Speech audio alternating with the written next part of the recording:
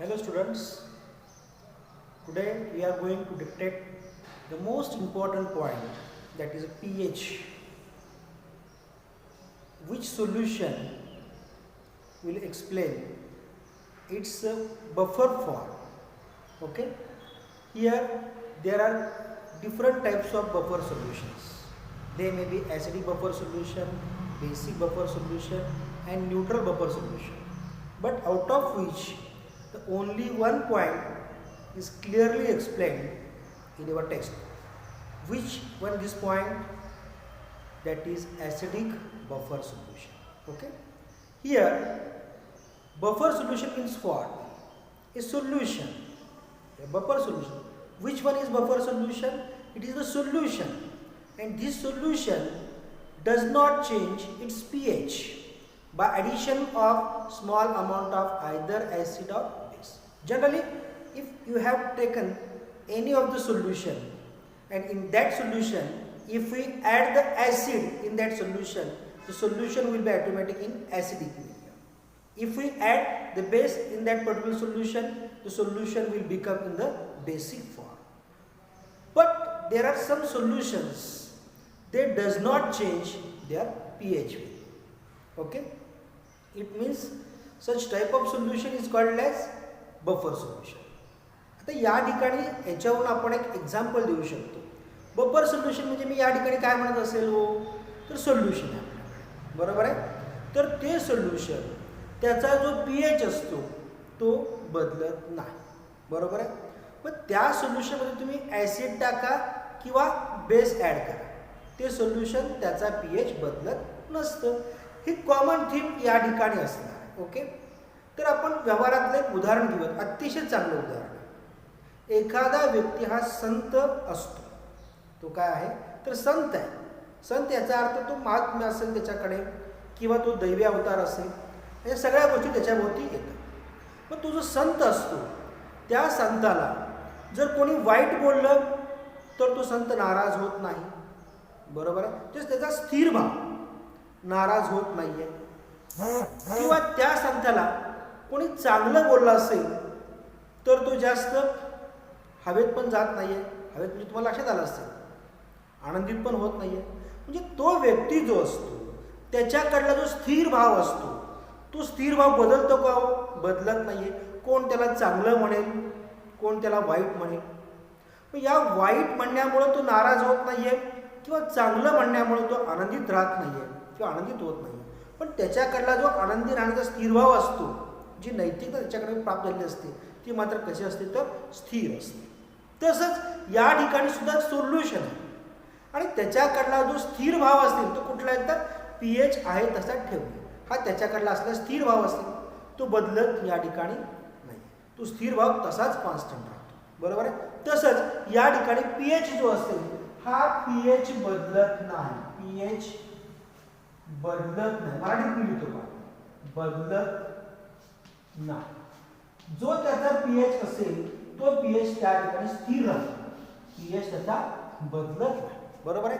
असं सोल्युशन असेल तर त्या सोल्युशनला आपण काय म्हणतो तर बफर सोल्युशन असं म्हणतो.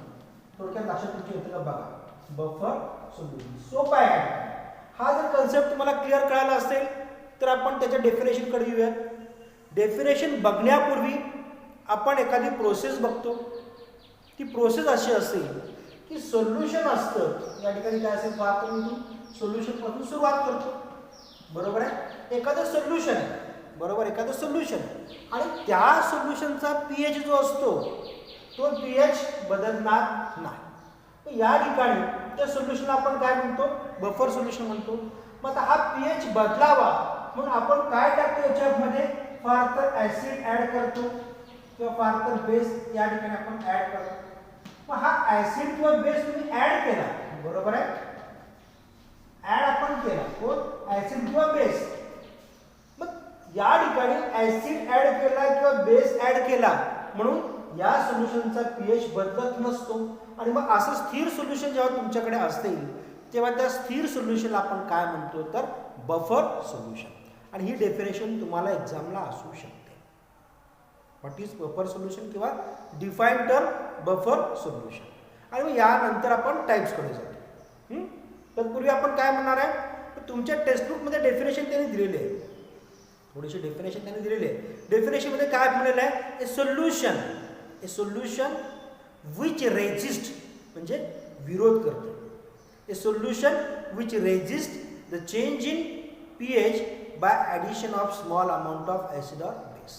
म्हणजे असं सोल्युशन आहे की ते सोल्युशन त्याचा pH जो असतो तो pH बदलणार नाही जर आपण ॲसिड ॲड केलं किंवा बेस ॲड केलं. आणि त्याच्यानंतर नेक्स्ट पेजवरती पुन्हा एक साधी डेफिनेशन याची दिलेली आहे, a solution whose pH does not change, a solution whose pH does not change by addition of small amount of acid or base is called as buffer solution. सोपी डेफिनेशन. पण आपल्याला जी डेफिनेशन जमते, जी सोपी आहे पण आपल्या टेक्स्टबुकमध्ये अलाउड केली आहे, ती डेफिनेशन लक्षात घेऊन या ठिकाणी आपण काय म्हणलं, असं सोल्युशन की ज्या सोल्युशनचा pH हा ॲसिड किंवा बेस टाकल्यानंतर बदलत नाही. असं सोल्युशन की ज्या सोल्युशनचा pH हा ॲसिड किंवा बेस ॲड केल्यानंतर बदलत नाही, त्या सोल्युशनला आपण काय म्हणतो तर buffer solution. A solution whose pH does not change by addition of small amount of acid or base is called as buffer solution. हे जे बफर सोल्युशन असेल ते या ठिकाणी 3 प्रकारचे बफर सोल्युशन असतात. आपल्याला अभ्यासाला कुठला आहे ते आपण बघूया, पण इन ॲडिशन माहिती आपल्याकडे पण थोडीशी असली पाहिजे. एक असेल ॲसिडिक बफर सोल्युशन, दुसरं असतं बेसिक बफर सोल्युशन आणि तिसरं असतं neutral buffer solution. Neutral buffer solution. या ठिकाणी ॲसिडिक बफर सोल्युशन असेल, बेसिक बफर सोल्युशन असेल किंवा न्यूट्रल बफर सोल्युशन असेल, त्यापैकी 2 आपल्याला कोण अभ्यासाला असतील तर ॲसिडिक बफर सोल्युशन आणि बेसिक बफर सोल्युशन. हो की नाही. मग या ठिकाणी थोडक्यात पुन्हा आपण लक्षात ठेवणार का, सोपं आहे या ठिकाणी, फक्त तुमच्या लक्षात त्या गोष्टी यायला पाहिजे. इथं पुन्हा मी डबल ॲरो टाकून एक्सप्लेन करतो दोघांनाच. बघा आता काय एक्सप्लेन करतो मी, बघा या ठिकाणी मी काय म्हणलं, ॲसिडिक बफर सोल्युशन. आता पहा या ठिकाणी थोडंसं लक्षात तुम्हाला ठेवावं लागेल. लक्षात या पद्धतीने आपण ठेवतो पहा, जर ॲसिड बफर सोल्युशन म्हणलं असेल तर त्यात काय असू शकतं, बेसिक बफर सोल्युशन म्हणलं त्यात काय असू शकेल, त्या सोल्युशनमध्ये काय असू शकेल, कोणते सोल्युशन असतील की जेणेकरून त्याच्यामध्ये ॲसिडिक बफर म्हणावं लागेल आपल्याला किंवा बेसिक बफर म्हणावं लागेल. पण या ठिकाणी जेव्हा ॲसिडिक बफर सोल्युशन म्हणतो तेव्हा काय असतं, तेव्हा काय असेल, ज्याचं बफर सोल्युशन आहे, ज्याचं बफर सोल्युशन आहे तो कोण असतो, किंवा ते सोल्युशन कसं तयार होतं, तर त्या ठिकाणी कोण असतं तर वीक ॲसिड असेल. थोडक्यात मी काय म्हणलं, वीक ॲसिड असेल. आणि पुन्हा त्याच ॲसिडच्या स्ट्रॉंग बेसचा salt, it's salt with strong base असं थोडक्यात म्हणतो या ठिकाणी. इट्स सॉल्ट, त्याचा सॉल्ट, पण कोणाचा, it's salt with strong base. हे लक्षात ठेवा, बरोबर आहे. आपण काय म्हणलं, ॲसिडिक बफर सोल्युशन म्हणजे त्या सोल्युशनमध्ये काय असू शकतं तर वीक ॲसिड असेल, त्याच्यामध्ये कोण झाला, वीक ॲसिड असेल. आणि त्याच ॲसिडच्या स्ट्रॉंग बेसचा सॉल्ट, म्हणून it's salt with strong base, त्याच ॲसिडच्या स्ट्रॉंग बेसचा सॉल्ट. हे सोपं झालं. या दोघांचं सोल्युशन तयार केलं, कोण मला मिळणार, ॲसिडिक बफर सोल्युशन. आता पुन्हा बेसिक बफर सोल्युशन. इथं मी काय करतोय, या ठिकाणी बेसिक बफर सोल्युशन म्हणल्यानंतर कोण असेल तर इथे वीक बेस असतो आणि त्याच बेसच्या स्ट्रॉंग ॲसिडचा सॉल्ट, म्हणून इट्स सॉल्ट विथ कोण असेल तर strong acid, salt with strong acid. ठीक, बरोबर. सोपं आपण करून सांगतोय, न्यूट्रलचा विचार करायची गरज नाही, तुमच्या सिलेबसला नाही आहे, बरोबर. या ठिकाणी आपण काय काय म्हणलो आणि काय लक्षात ठेवले बघूयात. इथं सुरुवातीला मी काय म्हणालो तर सोल्युशन आहे, बरोबर आहे, की त्या सोल्युशनचा कोण बदलत नाही आहे तर pH बदलत नाही.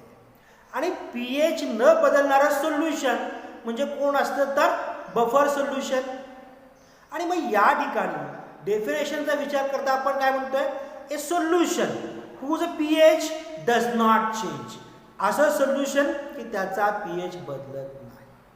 कशामुळं बदलत नाहीये? By addition of small amount of either acid or base, की आपण थोड्याशा अमाऊंटमध्ये ॲसिड किंवा बेस ॲड केला तर पीएच बदलत नसतं. आणि असं सोल्युशन असेल तर त्याला आपण काय म्हणतो? Buffer solution.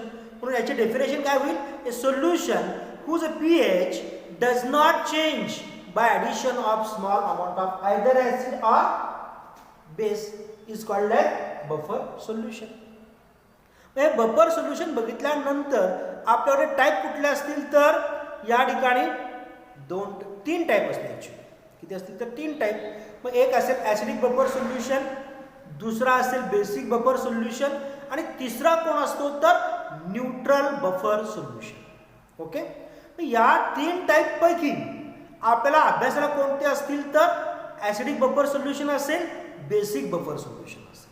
मग या ठिकाणी आपण लक्षात ठेवतो, काय लक्षात ठेवतो की ॲसिडिक बफर सोल्युशन म्हणल्यानंतर त्या सोल्युशनमध्ये कोणाचं मिक्सचर असलं पाहिजे तर त्या ठिकाणी वीक ॲसिड आणि त्याच ॲसिडच्या स्ट्रॉंग बेसचा सॉल्ट या 2 सोल्युशनचं मिक्सचर या ठिकाणी काय असेल तर वीक ॲसिड आणि त्याच ॲसिडच्या स्ट्रॉंग बेसचा सॉल्ट.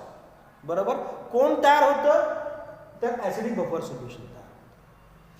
या ठिकाणी बेसिक बफर सोल्युशन असेल तर तुम्हाला कोणाचं मिक्सचर घ्यावं लागेल तर वीक बेस आणि त्याच बेसच्या स्ट्रॉंग ॲसिडचा सॉल्ट, त्याच बेसच्या स्ट्रॉंग ॲसिडचा सॉल्ट. असे म्हणजे कोण असेल? Strong acid, salt of strong acid किंवा स्ट्रॉंग ॲसिड असं म्हणा पार्थ. बरोबर आहे. मग हा स्ट्रॉंग ॲसिड कोण असेल तर वीक बेसचा असेल. हो की नाही? तसा आपण विचार या ठिकाणी करतो. आणि मग त्याच्याच नंतर या ठिकाणी वीक ॲसिड कोण घेणार तर ॲसिटिक ॲसिड माझ्याकडे वीक ॲसिड झाला. ॲसिटिक ॲसिड कोण झाला? वीक ॲसिड झाला. आणि त्या ॲसिडच्या स्ट्रॉंग बेसचा सॉल्ट इथं कोण माझ्याकडे येईल तर सोडियम ॲसिटेट येईल. कोण येईल? Sodium acetate. बरोबर. तसं या ठिकाणी कोण येईल? वीक बेस म्हणजे कोण आला? NH4OH आला. बरोबर.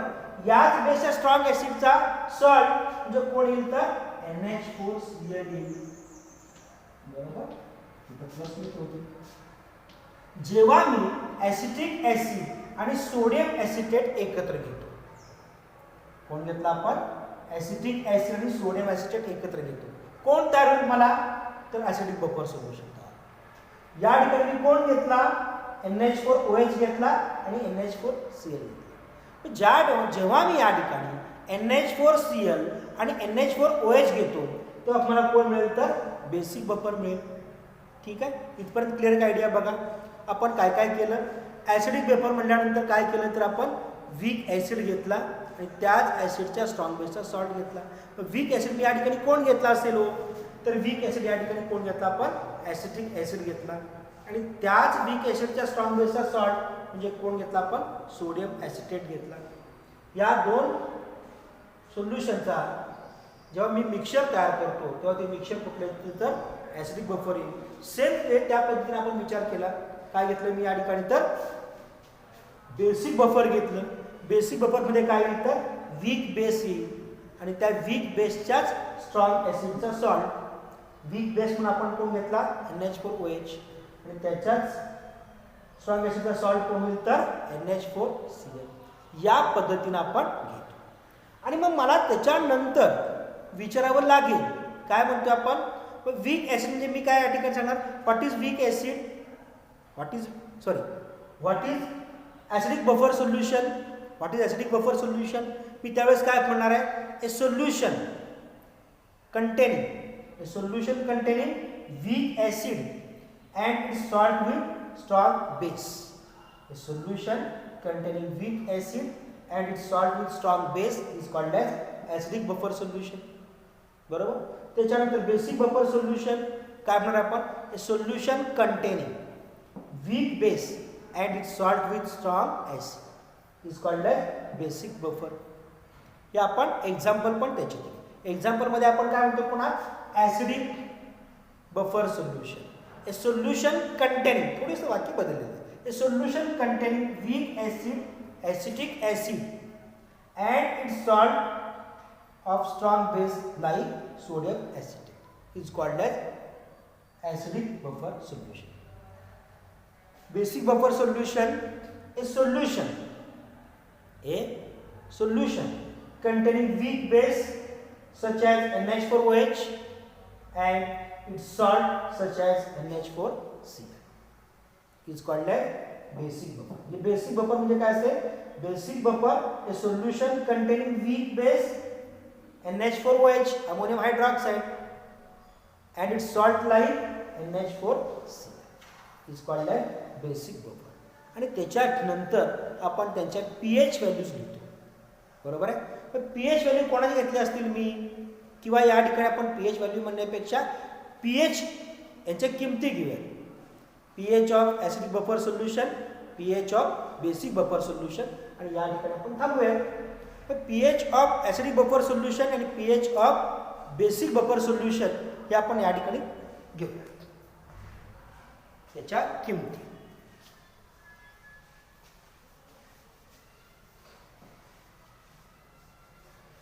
दोघांची इथे या ठिकाणी मी एक्सप्लेन करतोय. बघूयात आपण. बघा आता मी या ठिकाणी काय म्हणलं, pH ऑफ कोणाचं असेल? Acidic buffer solution. pH of acidic buffer solution is given by the equation वगैरे या ठिकाणी आपण लिहावं लागेल. काय लिहिलं आपण? pH ऑफ pH ऑफ कोणाचं असेल तर acidic buffer solution. Acidic buffer solution कसा लिहितो आपण? pH बरोबर pKa plus pH plus log to base 10 concentration of salt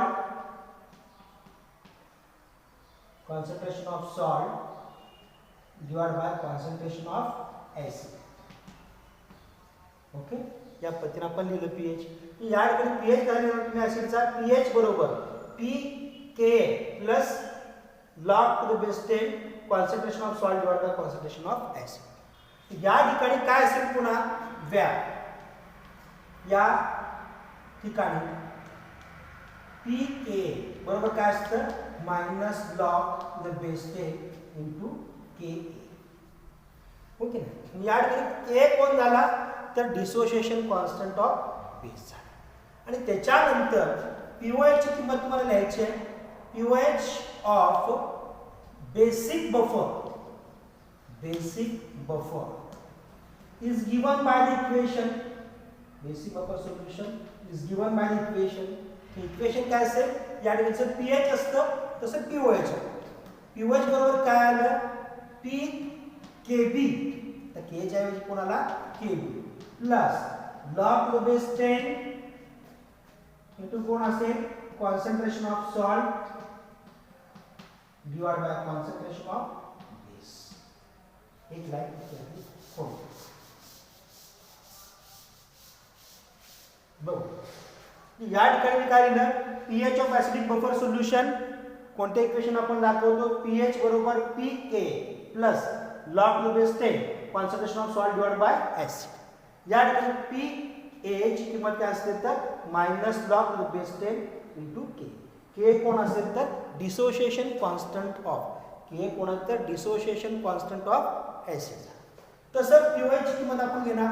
pOH बरोबर कोण असेल तर pKb plus log to the base 10 into concentration of salt divided by base. ठीक आहे. पुन्हा या ठिकाणी व्याप pKb बरोबर कोण झाला? Minus log to the base 10 into कोण असेल तर K. आणि Kb म्हणजे कोण असेल तर dissociation constant of the base. Okay. आता पुन्हा एकदा मी दोनदा समजावून सांगतो. या ठिकाणी मला pH आणि pOH यांच्या किमती घ्यायच्या असतात. pH कोणाचा मिळेल तर ॲसिडिक बफर सोल्युशनचा. म्हणून pH of acidic buffer solution is given by the equation. काय इक्वेशन असतं? pH बरोबर pKa plus log to the base 10 concentration of salt divide by concentration of acid झाला. या ठिकाणी pKa ची किंमत काय असते तर minus log to the base 10 into K A झालं. के कोण असेल तर डिसोसिएशन कॉन्स्टंट ऑफ ॲसिड झालं. त्यानंतर पीओएच किंमत मला घ्यायची. पीओएच कोणासाठी असतो तर बेसिक बफरसाठी असतो.